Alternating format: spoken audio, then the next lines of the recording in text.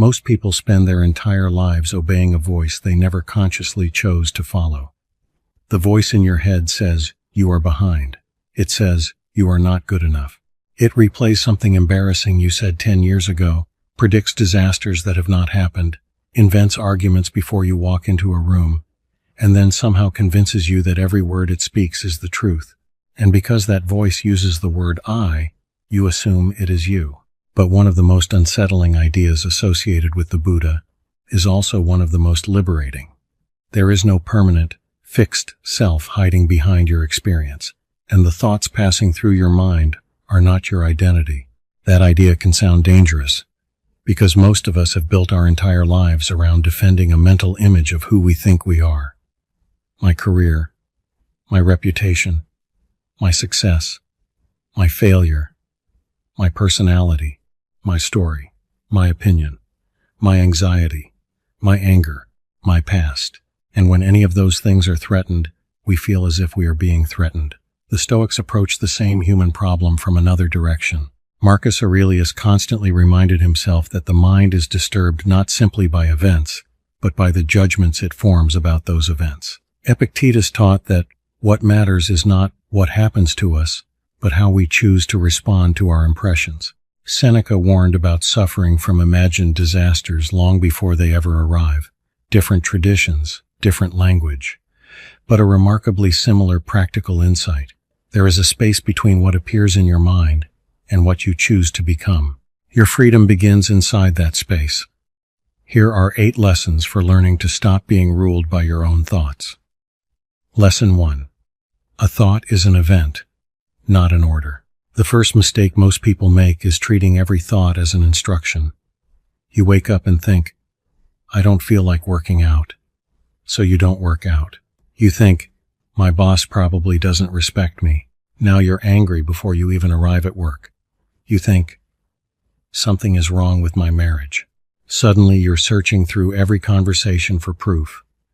You think, "I'm probably going to fail." And instead of recognizing that sentence as a thought, you quietly begin organizing your behavior around it. This is where Epictetus becomes extraordinarily useful. He taught that when an impression appears, we do not have to immediately give it our approval. Something can show up in your mind without becoming your belief.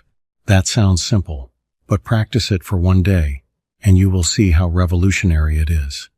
Instead of saying, "I'm a failure," say, "I'm having the thought that I'm a failure." Instead of saying, "Nobody respects me," say, "My mind is telling me that nobody respects me." Instead of saying, "This situation is hopeless," say, "I'm noticing a prediction that this situation is hopeless." Nothing magical has happened. Your problems have not disappeared, but you have moved the thought out of the driver's seat. You are now looking at it. And anything you can look at is not exactly the same thing as the one doing the looking. Imagine getting an email from your supervisor that simply says, "Can we talk tomorrow morning?" Your mind immediately writes an entire movie. You're being criticized. You're being demoted. They're disappointed. You made a mistake.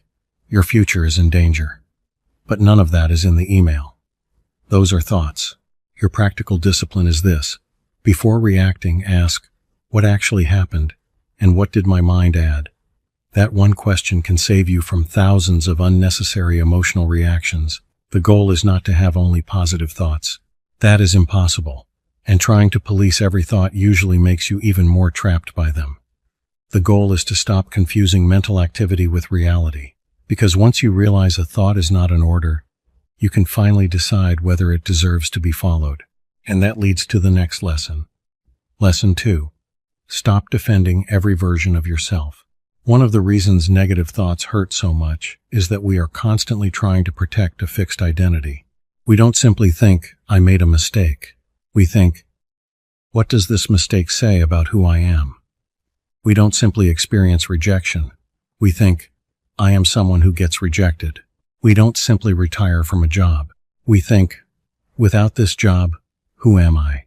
We don't simply get older. We think, "I'm becoming less valuable." Marcus Aurelius spent much of his private writing stripping away these unnecessary labels. He repeatedly returned to the idea that life is constantly changing, and that the person we are trying so desperately to preserve is already changing from moment to moment. This can feel frightening until you understand the alternative. If you believe you have to remain the same person forever, growth becomes a threat.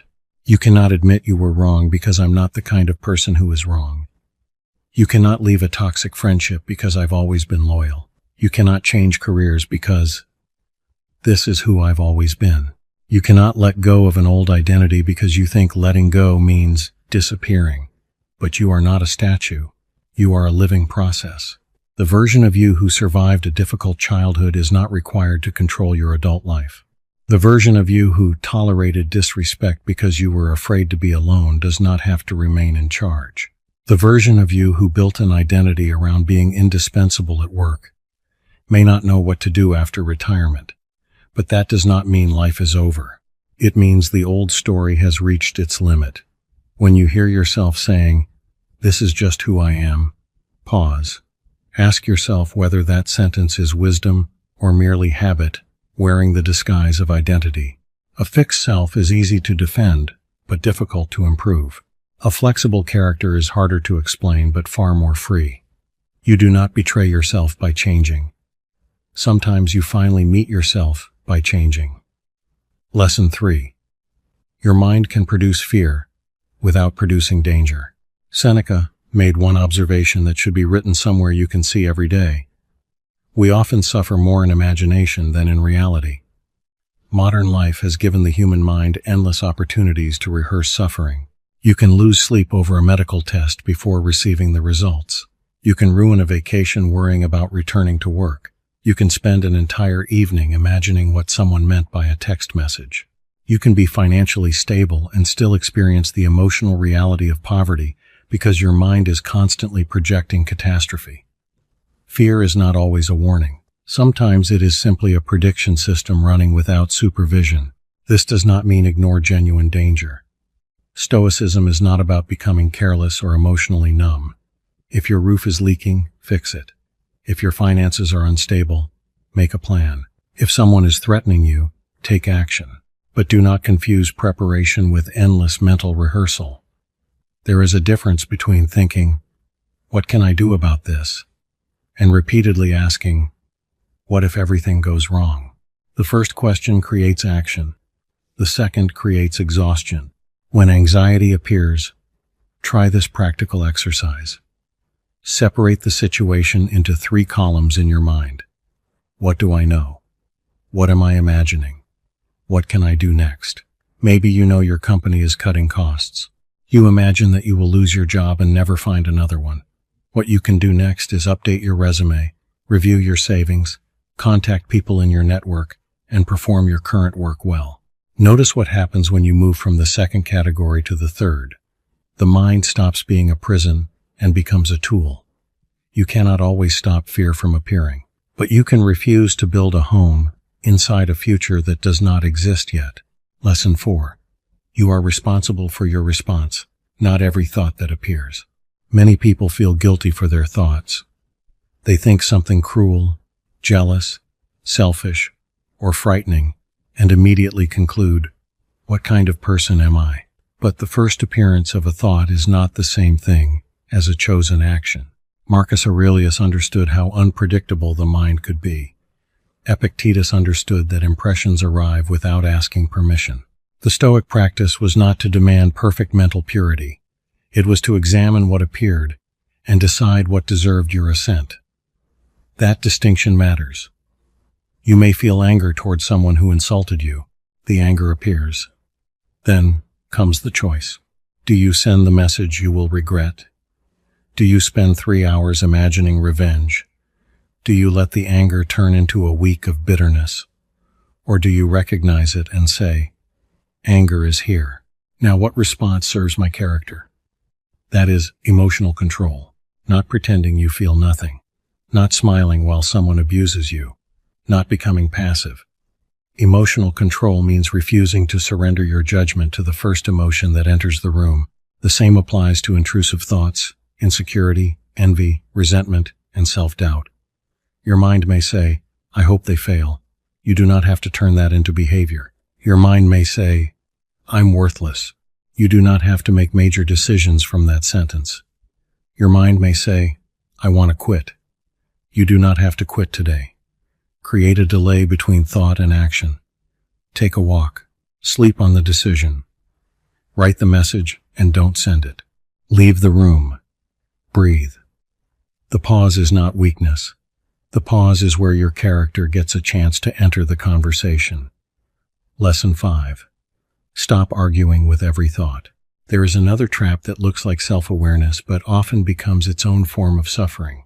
You notice a negative thought, and then you spend an hour arguing with it. No, I'm not a failure. Yes, you are. No, look at all the things I've accomplished. That doesn't count.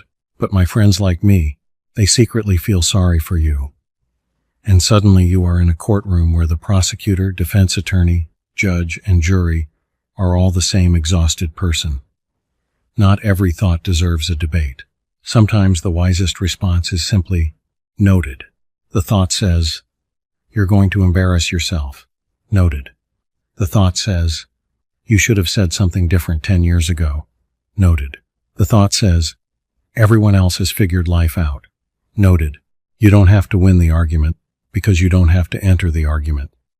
This is especially important with repetitive anxiety. The mind often demands certainty that life cannot provide. It asks you to solve every possible future before allowing you to rest. But you will never satisfy that demand. The more certainty you chase, the more possibilities your mind produces. Instead, return to what Marcus Aurelius repeatedly returned to. The present action available to you now.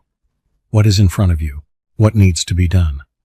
What kind of person do you want to be in this moment? Wash the dishes. Make the phone call. Go to the appointment. Set the boundary. Finish the workout. Apologize. Leave the argument. Go to sleep. Reality becomes manageable when you stop trying to solve your entire existence at once. Lesson 6. Your thoughts about other people can make you their prisoner. Toxic people often occupy far more space in our minds than they occupy in our lives. Someone insults you, and the conversation continues for 3 days inside your head. A former friend betrays you, and you keep replaying the betrayal, imagining the things you should have said. A difficult family member criticizes you, and suddenly their voice becomes part of your own inner monologue. This is where boundaries become deeply connected to the idea that your thoughts are not you. A thought about someone else is still occurring inside your mind. You do not have to give them permanent residency there.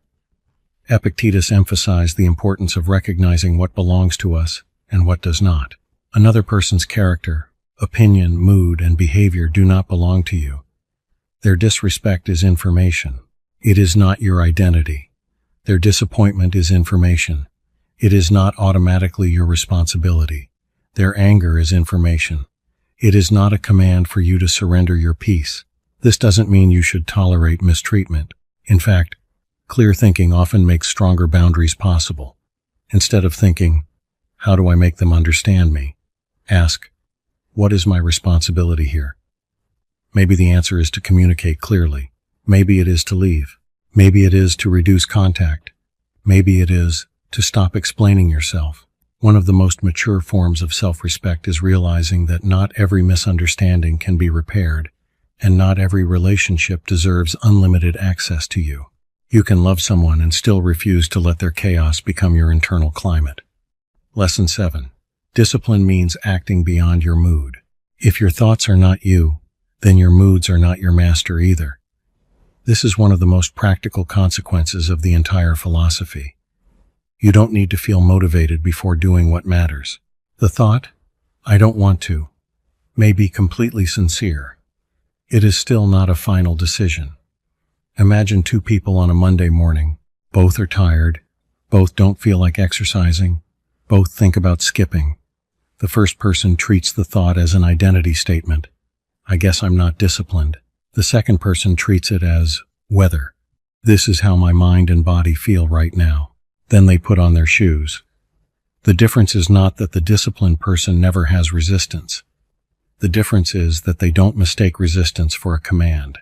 Marcus Aurelius famously pushed himself to get out of bed even when comfort offered better arguments. He did not wait for a perfect emotional state before fulfilling his responsibilities. Neither should you. When you need to act, ask a better question than, "What do I feel like doing?" Ask, "What would I respect myself for doing?"